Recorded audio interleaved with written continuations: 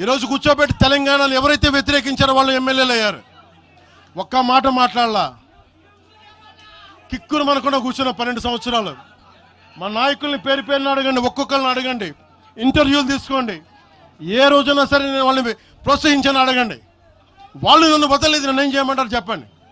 దండం పెట్టి చెప్పా, మీరు శుభ్రంగా వెళ్ళిపోయినంటే లేదు, మాకు నీ ఆశయాలను ఇష్టం, మాకు జనసేన భావజాలం ఇష్టం.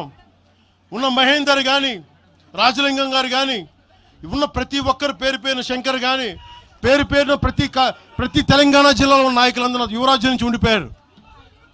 వాళ్ళు పోలే. నేను చెప్పా, మీరు మిగతా పార్టీస్కి పోండి అంటే పోలా. దాసోజు శ్రవణ్ ఎవరు పట్టుకున్నారు? మీరు ఆ పట్టుకుని దాసోజు శ్రవణ్ కానీ ఈరోజు ఎమ్మెల్సీగా ఉన్నారంటే, ఆ రోజు మీరు కూర్చోబెట్టి మాట్లాడుతూ ఉన్నారు. ఆ రోజున ఈరోజు కాంగ్రెస్ నాయకులు ఎవరో మాట్లాడుతూ ఉన్నారు, నువ్వేమి ఎలా వస్తావు చూస్తామని. ఇలాంటి ప్రగల్భాలే వైఎస్ రాజశేఖర రెడ్డి గారు ముఖ్యమంత్రిగా ఉన్నప్పుడు కాంగ్రెస్ యువజన కాంగ్రెస్ వాళ్ళు ఇలాగే మాట్లాడారు. ఆ రోజున తన్ని తగలేసాం ప్రతి ఒక్కరు వచ్చిన వాళ్ళు, గుర్తుపెట్టుకోకండి. ఆ రోజు నాకు నిలబడిన తెలంగాణ యువత నిలబడ్డారు, బస్తీలో నుంచి ఉస్మానియా నుంచి వచ్చిన వాళ్ళు నిలబడ్డారు. ఆ రోజున రాజలింగం గారికి తెలుసు. ఆ రోజు కూడా చెప్పారు ఎలా వస్తే. నేను చెప్పా, ఇలాగే ఇంటికి వస్తామని బెదిరించి, ఆఫీస్కి వస్తామని బెదిరిస్తే ఇంటి ముందు చైరేసి కూర్చున్నా. నాకు అలాంటి భయాలు లేవు. దేశం బాగుండాలి అంతర్గతంగా. ఇప్పుడు వేర్పాటువాదం మంచిది ఎక్కడ దాకా, దేశ సమగ్రత భంగం కలిగినంత వరకు. ఎవరు ఉండకూడదు, రాకూడదు, మీ గొంతులు తొక్కేస్తామంటే ఇది ఏమనుకున్నారు? భారతదేశం అనుకున్నారు, లేదంటే పాలస్తీన్ అనుకుంటున్నారు మీరు అందరూ? ఇది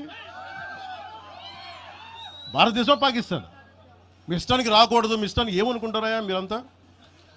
నా దేశం, నేను ఎక్కడైనా అడుగు పెడతా, నాకు రాజ్యాంగ పరంగా కల్పించిన హక్కు ఇది. ఇప్పుడు కాంగ్రెస్ నాయకులకు ఒకటే చెప్తున్నా, రాహుల్ గాంధీ గారు కానీ, ప్రియాంక గాంధీ గారి దక్షిణ భారతంలోకి వచ్చి వైనాడులో పోటీ చేయొచ్చు. ఇందిరాగాంధీ గారేమో మెదక్లో పోటీ చేయొచ్చు. పివి నరసింహారావు గారిని ఎక్కడి నుంచి గెలిపించారు? తెలంగాణలో ఆయన ఓడగొడతారనే కదా ఆయన ఆ రోజున కొంచెం నంద్యాల పార్లమెంట్ నుంచి గెలిపించింది. ఆంధ్ర ప్రజలు కాదా గెలిపించింది? అప్పుడు ఆ రోజు తెలంగాణ నాయకుడిని చూసారా, మన నాయకుడిని చూసారా? ఆ రోజున ఏం బెదిరిస్తారా మీరందరూ కూర్చోబెట్టి? కాంగ్రెస్, మీరు చెప్పే వైసీపీ కాంగ్రెస్ నాయకులు, నేను దగ్గరుంటున్న మంగళగిరి దగ్గర ఇప్పటం అనే గ్రామంలో కాంగ్రెస్ దిమ్మల్ని కూలిస్తే, మీ కాంగ్రెస్ దిమ్మలకి నేను కూర్చోబెట్టి ఆ రోజు మాట్లాడింది, నేను తిరిగి దిమ్మల్ని కూర్చోబెట్టి నిలబెట్టింది మేము, మీ కాంగ్రెస్ దిమ్మల్ని. మీరు కూర్చోబెట్టి మమ్మల్ని గురించి మాట్లాడతారా?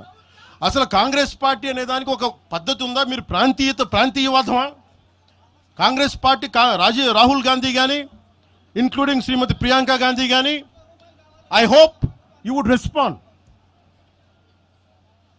I expect Mr. Rahul Gandhi and Ms. Priyanka Gandhi to respond on this. Your leaders, your so-called national party, you're behaving like, your Congress leaders are few Congress leaders, behaving like separatists. And Meeru, again you want to come into Andhra Pradesh and your Congress has to be there. You wanted to be there. What a contradiction. What a hypocrisy. ఏమి hypocrisy మీకు? ఎక్కడికి పోతాం?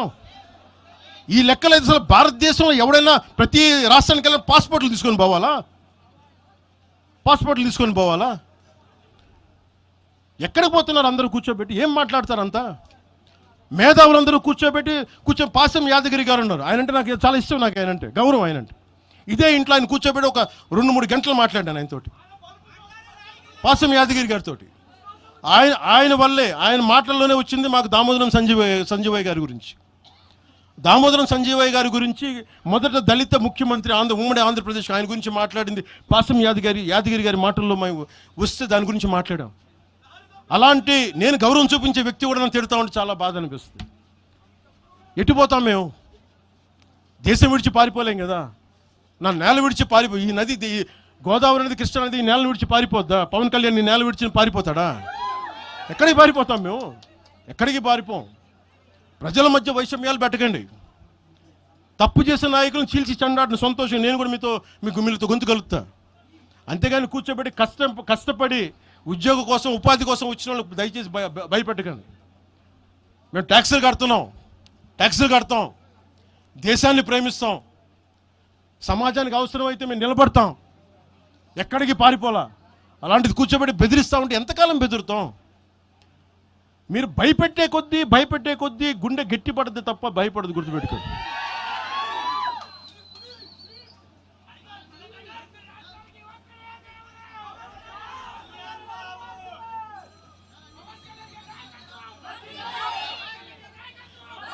ఈ రోజున తెలంగాణ ఇవన్నీ డైవర్సివ్ tactics. Andhra Pradesh నుంచి 4.5 నుంచి 6 లక్షల మంది గ్రాడ్యుయేట్స్ వస్తూ ఉన్నారు. తెలంగాణ నుంచి 5 నుంచి 7 లక్షల మంది గ్రాడ్యుయేట్స్ వస్తూ ఉన్నారు. 2 రాష్ట్రాలను కలుపుకొని 10 నుంచి 13 లక్షల గ్రాడ్యుయేట్ అవుతూ ఉంటారు, ఉత్తీర్ణులు అవుతూ ఉన్నారు. ఎస్టిమేటెడ్ అన్ఎంప్లాయ్మెంట్ రేటు ఆంధ్రప్రదేశ్లో 4.2%, తెలంగాణలో 5.0%. వీటి మీద మాట్లాడతామా? ఉపాధి అవకాశాల కోసం మాట్లాడతామా? పవన్ కళ్యాణ్ చెప్తారా? మీరు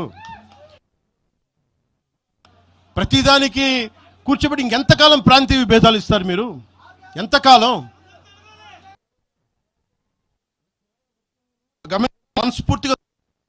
మనస్ఫూర్తిగా 6 గ్యారంటీలు 6 సీట్లు మీరు మాట్లాడండి. తెలంగాణ యుద్ధం మీరు మాట్లాడండి, మీరు నిలబడండి, మీరు మాట్లాడండి.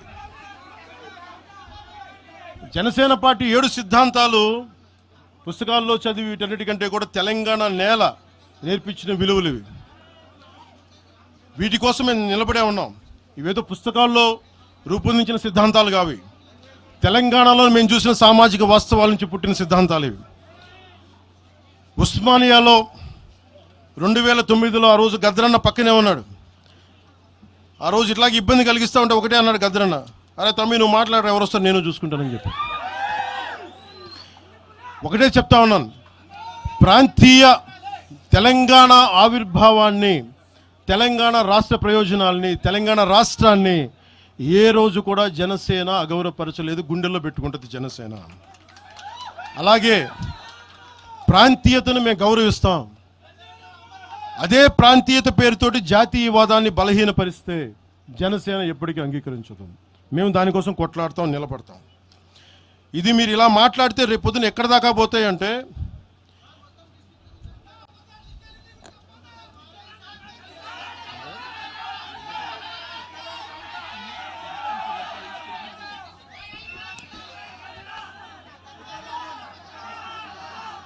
తెలంగాణ అంతా తిరగాలనా? 2008-9లో తెలంగాణ అంతా తిరిగినోడిని. మీరు నన్ను రమ్మని చెప్పండి, ఎందుకు నన్ను నేనే చెప్తాను. కాకపోతే నేను వస్తే నాకు భయాలు లేవు, గొడవలు పెట్టడానికైతే నేను రాను, సమస్యలు పోరాటానికైతే నేను వస్తాను. మీరు చెప్పండి ఎక్కడికి రమ్మంటారో అక్కడికి వస్తాను నేను.